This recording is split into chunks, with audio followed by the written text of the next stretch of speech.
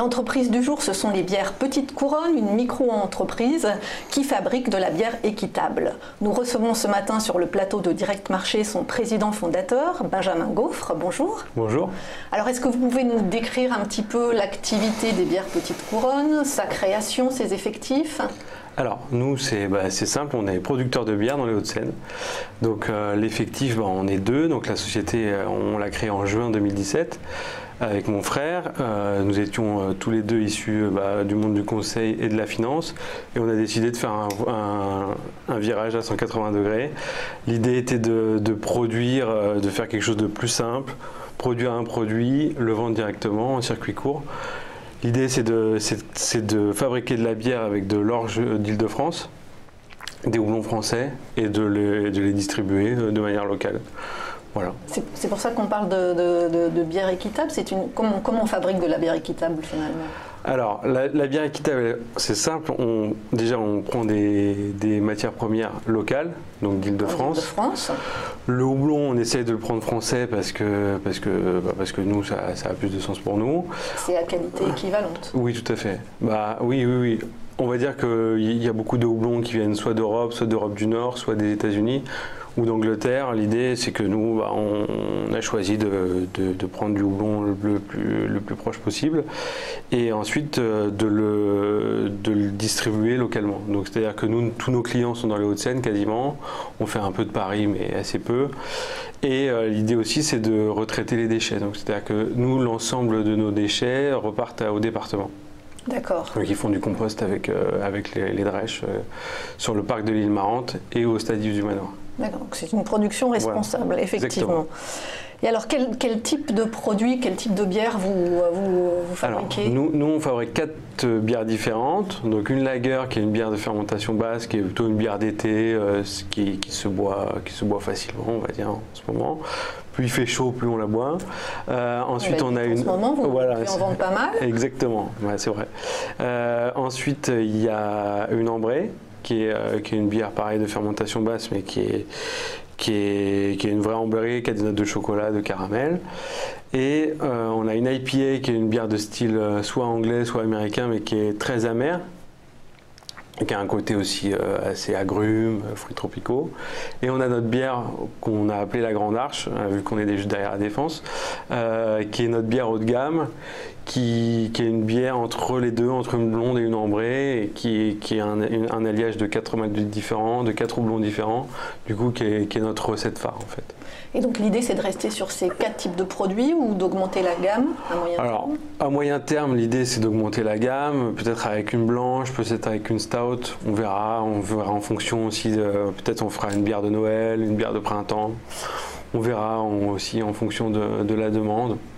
Puis, Et alors, c'est dans quelle quantité que vous produisez ces 4 types de bières ? Alors, nous, on a une salle à brasser de 12 hectolitres. Du coup, on produit entre 50 et 75 hectolitres par mois.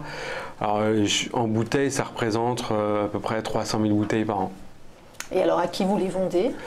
Alors, on les vend, comme je vous ai dit, en local. On vend dans les 2 Leclerc de Colombes. Et après, on vend tout le réseau CHR, donc café, hôtel, restaurant, en local. On vend aussi sur Internet. On vend en direct à la brasserie. On organise des événements pour justement, là, avec la Coupe du Monde, comme on a une licence 3, on retransmet les matchs à la brasserie, donc on vend sur place. Et là, vous avez vu exploser vos ventes avec la Coupe du Monde ? C'est sûr qu'il y a un effet Coupe du Monde, et comme la France va loin, il y a un effet Coupe du Monde. Oui, le Leclerc nous commande plus de bière pendant l'été. Comme je vous dis, on organise des matchs à la brasserie.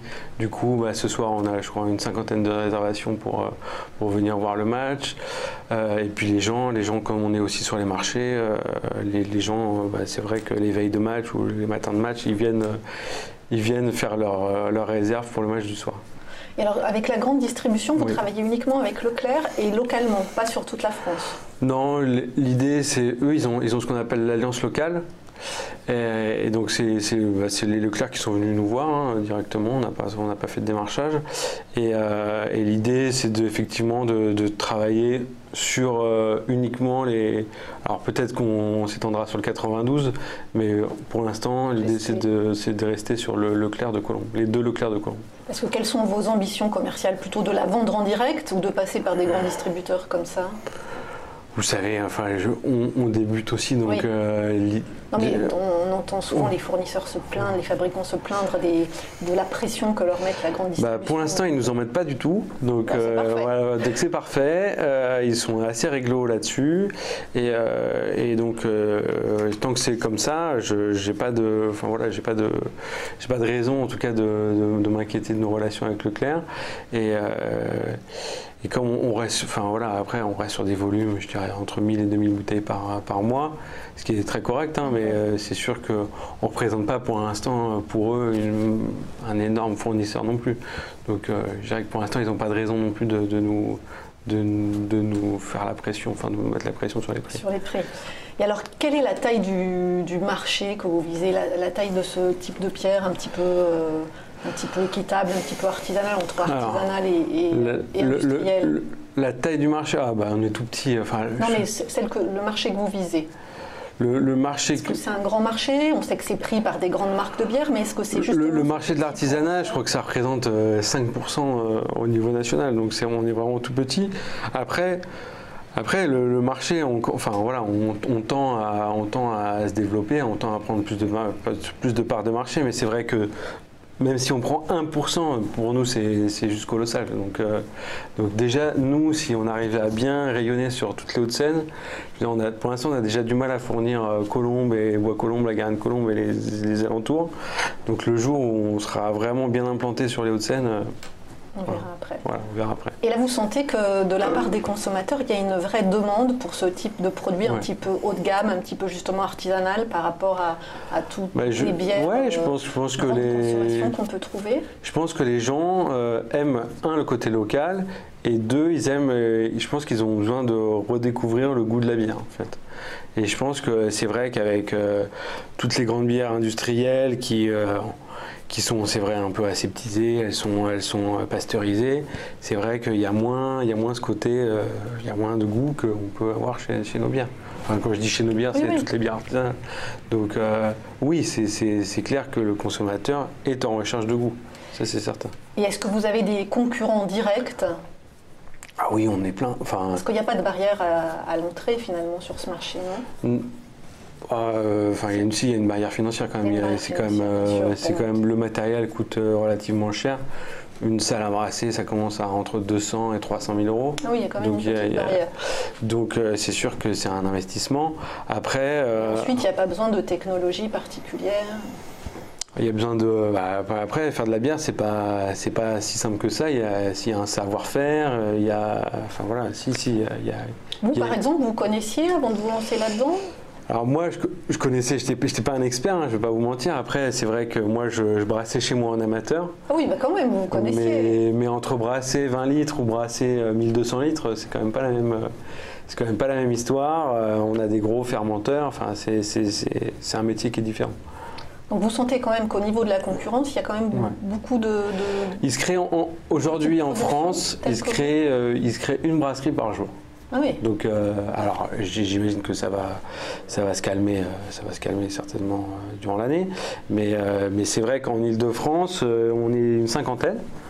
Donc, je parle de toute l'Île-de-France. On est sur Paris, je crois, Paris Intramuros, il y a 15 brasseries. Et dans les Hauts-de-Seine, on est 2. Donc, on va dire que de mon côté, on est relativement peu de concurrence directe, mais on est quand même pas loin des Yvelines où il y en a pas mal. Et c'est vrai que, on va dire, le marché tend à la création. Enfin voilà, donc le marché est dynamique là-dessus. Et alors, quels sont vos projets à moyen terme? Alors, nous, ce qu'on aimerait faire, c'est être un peu le Frog des Hauts-de-Seine. C'est-à-dire que nous, je voudrais derrière acheter des bars ou des fonds de commerce pour pouvoir produire la bière qui sera consommée directement dans les bars. Parce qu'en termes de business model, c'est quand même ce qui est le plus intéressant. Est-ce qu'on peut parler un petit peu chiffres? Vous nous avez dit que ça coûtait relativement cher justement de monter une brasserie. Comment vous êtes financé et quels sont vos objectifs de rentabilité? Alors nous on s'est financé à moitié privé, donc un peu de Love Money, et l'autre moitié c'est la banque. Donc voilà, après bancaire à moitié. Avec des taux relativement bas, donc c'était quand même. C'est ça, voilà. Donc nous voilà, tout à fait. Donc la banque nous a financé sur le matériel uniquement. Et donc nous on a amené toute la partie trésorerie et voilà, tout simplement. Et dans votre business plan, vos objectifs de rentabilité, c'est à quelle échéance? Déjà, on perd plus d'argent depuis. On a lancé le première bière fin janvier. Et, je dirais qu'on est. En tout cas, on perd plus d'argent depuis 2-3 mois, donc c'est une bonne nouvelle. Après, c'est vrai que pour que nous on puisse se payer avec mon frère, il va falloir attendre un petit peu. Là, on vient de racheter une cuve supplémentaire. Je pense que d'ici fin d'année, on pourra commencer à se dégager un petit salaire. Voilà. On termine avec un mot sur cette initiative sociale et pédagogique, donc créer un lieu de vie dans la brasserie. Alors vous venez de nous le dire, pour les matchs de foot, là il n'y a pas de souci, il y a vraiment de la vie, et le reste du temps, vous recevez quoi des écoles par exemple? Alors on a reçu à SAS, là, on reçoit des facultés sur tout ce qui est microbiologie, parce que nous notre activité c'est entre fabriquer de la bière, c'est de la biologie. Donc on reçoit ce type d'établissement. Après on reçoit des écoles de Colombes, on reçoit des particuliers qui veulent visiter la brasserie. On a participé à une opération Moisson des brasseurs la semaine dernière où on a fait journée porte ouverte pour faire découvrir notre métier, notre production, notre façon de faire. Et puis l'idée c'est d'avoir de plus en plus de visites dans la brasserie pour aussi vendre le plus sur place. En allant sur votre site, on peut trouver justement toutes les coordonnées si les gens veulent venir visiter. Bien sûr, nous c'est www.petite-couronne.fr. Parfait. Merci beaucoup Benjamin Gaufre, vous êtes président fondateur des bières Petite Couronne.